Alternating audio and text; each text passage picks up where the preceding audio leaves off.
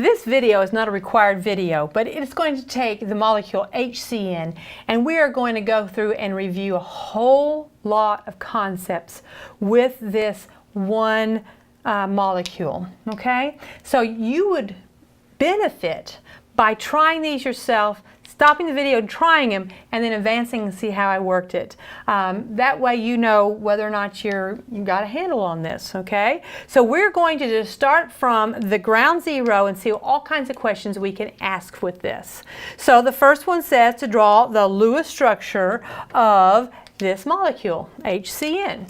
Now the order that they are in are H, C, and N. Okay, if it was a different order, the molecule would be written a different way. That's the connectivity. Hydrogen has 1 electron, carbon has 4, and nitrogen has 5. All of those numbers come from the periodic table, and that gives me 10 to work with. Then I go and start with single bonds, 2, 4. I go to the outside and work my way in, but remember, hydrogen only wants 2, so he's happy. 2, 4, 6, 8, 10, and I have to stop. Can't put any more, but my carbon in the middle only has 2 4-valence electrons. He needs 8. So we start shifting. I will take these 2 electrons away from the nitrogen and say you're going to have to share them. That brings this up to 6. Still not happy. Take 2 more and bring it up the carbon to 8. Now let's double check that that gave everybody their octet. Hydrogen only needed 2.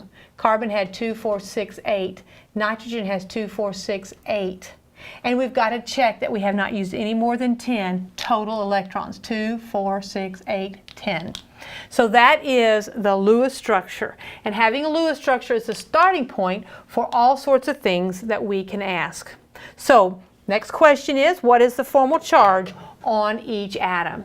Again, we pull out the number of electrons on the periodic table in the valence shell. Hydrogen has 1. We subtract the 1 for the bond, and that's a formal charge of 0. Carbon had 4.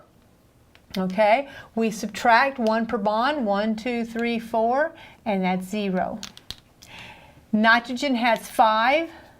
We subtract 1 per bond, 1, 2, 3, plus the total lone pairs, 4, 5. It has 0. Are those good formal charges? Sure they are. Zeros are always your best, and they have to add up to the overall charge of the molecule. So there we have formal charges of 0. These aren't true charges. Bookkeeping device. Formal charge is 0 in each atom. Overall charge of the molecule. Molecules always have a 0 overall charge. Okay, next question. What is going to be the molecular geometry of this? We look at the central atom. We see that we have 2 bonded atoms and no lone pairs. What is the name of that? Well, this is linear. All right, we have the carbon in the middle, linear, and is actually the way it's drawn up here is actually the geometry. It is a bond angle of 180 degrees. Because 2 things, trying to get as far apart from each other as they can possibly go, is linear. Now, this is the electron arrangement and the molecular geometry. Both have that same name. Electron pair arrangement or electron geometry is to count how many legs does it have. 2 atoms, no bonded electrons. Sorry. 2 bonded atoms, no lone pairs. That's 2. And if there are no lone pairs on the central atom, the electron arrangement is the molecular geometry. What is the hybridization on the central atom? Hybridization, we look at how many legs it has. It has 2 legs, and we put in orbitals until we put in 2 orbitals. It's called hybridization, is sp hybridized. So they could say, all right, this carbon has a sp hybridized hybrid orbitals on it, and a couple other p orbitals that are not part of the hybridization. Next question, how many sigma and how many pi bonds does it have? Single bonds are always sigma bonds, so that's a sigma. Multi-bonds, one of them is sigma, the others are pi. So I have 2 sigma bonds and 2 pi bonds. That's the next level of question that could be asked. All of these are being drawn from our same initial starting point of getting a good Lewis structure. Describe each bond using valence bond theory. Well, I have 1, 2, 3, 4 bonds. I want to describe in valence bond theory what orbitals are overlapping to make those bonds. So let's first draw out the sp orbitals. Here's an sp, Here's it. I mean, yeah, these are the two SPs. That's my carbon. It has an SP and it has an SP. They're supposed to be the same size, but oh well. Now, how is that bond being formed? We come out to hydrogen, and I think to myself, what atomic orbitals does hydrogen have that can overlap with that? For external atoms, we don't hybridize them. There's only one orbital anyway, and it's called the 1s orbital. So this bond right here between carbon and hydrogen, I will write it out in pink. This bond is the overlap.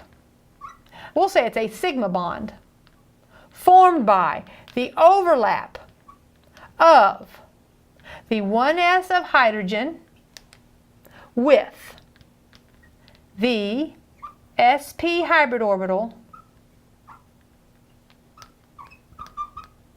of carbon. So that is my description of that bond. That's one of 4 that I have defined. All right, now we've got a sigma and 2 pi's. So let's consider what is forming that sigma. Sigma is going to be the, well, let's start by doing electron configuration of nitrogen. Nitrogen is 1s2, 2s2, 2p3. So what do I have? I have this 2 p's with 1 electron in each. So those are the guys that can form bonds. So to form a sigma bond, it has to be an end-to-end overlap. So there is one of the p orbitals of nitrogen, okay? So this sigma bond right here, let me get this pen right and good. Okay, so this sigma bond right here, I've drawn right here. This sigma bond is the overlap of the sp of carbon with a 2p of nitrogen. And it's an end-to-end, or sometimes called a head-on overlap. That's a sigma bond, okay? Now, pi bonds. I have 2 pi bonds. Pi bonds are always the same way of describing them. A pi bond is always, and how many do I have? There's 2, all right? So these 2 pi bonds here and here are always described the same way. They are the sideways overlap of p orbitals. And where are those p orbitals? One is on carbon and one is on nitrogen. So there's 2 of them, okay? So one of them, they're perpendicular to each other. So here's a p orbital on this carbon, and here is a p orbital on this nitrogen. They are going to sideways overlap and give me electron density above and below the plane. That is a pi bond. And then there's one that I'm not going to try to draw. There's a p orbital going in and out of the plane. And they're going to sideways overlap as well. So as they sideways overlap, they form a pi bond. So I have just described all the bonds using valence bond theory. Describe each bond. This is a sigma bond formed by the overlap. I tell what's overlapping. This is a sigma bond formed by the overlap, and I tell what's overlapping. These are pi bonds, and pi bonds are always sideways overlapping of p's. Okay, so we've taken one molecule and gone through a whole bunch of concepts. The one concept that did not get hit with this is delocalized molecular orbitals. Since this is the only way I can draw this, I can't put a double bond here and move these electrons around. There isn't any delocalized molecular orbitals, okay? If there were, if I could take these 2 here and these 2 here, and they could be here or here depending upon the resonance structure, then there would be delocalized molecular orbital theories.